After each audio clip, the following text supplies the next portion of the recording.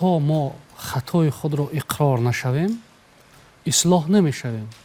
Яке мегӯянд ки иқрор нашудан ба хатои худ боз ба хато мебарад. чаро ин нуктаро ман изҳор доштам? ҳамин аксарияти донишмандони имрӯз мегӯянд ки ҳамин баъзе афроде ҳаст дар ҷомеа ки ба таҳдиди воқеӣ доштани ҳамин зуҳуроти номатлуб то ҳадди зарурӣ ошно нестанд, қабул намекунанд. яъне то он ки мо ҳамин таҳдиди воқеӣ доштани зуҳуроти номатлуб нашносем, надонем, мо онҳоро пешгирӣ кардан наметавонем. бубинем вақте ки дар бораи хурофотпарастӣ гап мезанем, вақте ки дар бораи зиёдаравӣ гап мезанем, вақте ки дар бораи аз дониш дур мондан суҳбат мекунем ва ба ҷаҳолат дода шудани як қисме аз махсусан ҷавонон суҳбат мекунем, чандин масъалаҳои дигар мадди назар мешаванд. хурофот ин дар ягон масъала аз ҳад зиёдравӣ кардан аст. дар оростани маъракаҳои азодорӣ аст, хурсандӣ аст, сур аст, тӯю сур аст. Агар мегӯем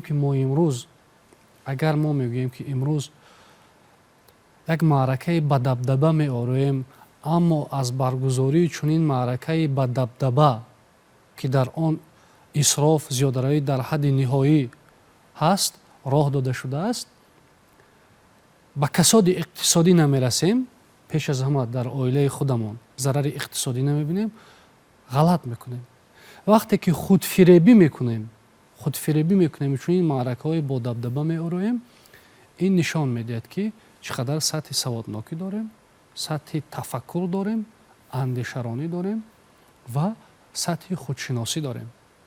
яъне ки ҳамон замон инсон ба хурофот, ба зиёдаравӣ даст мезанад ки вай аз худ дур шудааст, аз рисолати асосии худ дур шудааст. яъне маҷрое ки инсон бояд тай кунад дар масири ҳастии худ, ташаккули худ, аз ин роҳ берун шудааст, аз низоми ташаккули инсонӣ берун шудааст ва масъалаи худшиносии фардӣ ва худшиносии миллӣ пеши назар меояд. мо ҳукумати Тоҷикистон дар маҷмӯъ барои ташаккули худшиносӣ, сатҳи худшиносии миллӣ, мафкурасозии миллӣ тадбирҳои зиёд меандешад.